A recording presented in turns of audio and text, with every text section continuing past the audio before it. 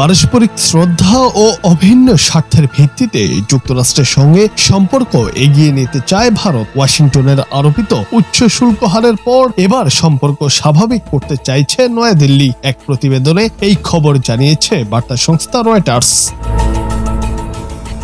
ভারতের পররাষ্ট্র মন্ত্রণালয় জানিয়েছে, যুক্তরাষ্ট্র থেকে ভারতের অস্ত্র কেনার বিষয়টি টানাপোড়েন সত্ত্বেও পরিকল্পনা মাফিক এগিয়ে চলছে এবং মার্কিন প্রতিরক্ষা নীতির একটি দল এই মাসে নয়াদিল্লিতে এসে ভারতীয় কর্মকর্তাদের সঙ্গে আলোচনা করবেন। গত সপ্তাহে ভারতীয় পণ্যের ওপর 25% এবং রাশিয়া থেকে তেল কেনার কারণে শাস্তি হিসেবে আরও 25% শুল্ক আরোপ করেন ট্রাম্প। এতে দুই দেশের মধ্যে গড়ে ওঠা নতুন বন্ধুত্বে হালকা ধাক্কা লেগেছে বলে ধারণা করা যায়। রাশিয়া থেকে তেল কেনার কারণে ভারতকে আলাদা করে নিশানা করায় যুক্তরাষ্ট্রকে দ্বিমুখী নীতি অনুসরণের অভিযোগ করেছে নয়াদিল্লি এবং শুল্ক আরোপকে অন্যায় ও অযৌক্তিক বলে অভিহিত করা হয়েছে।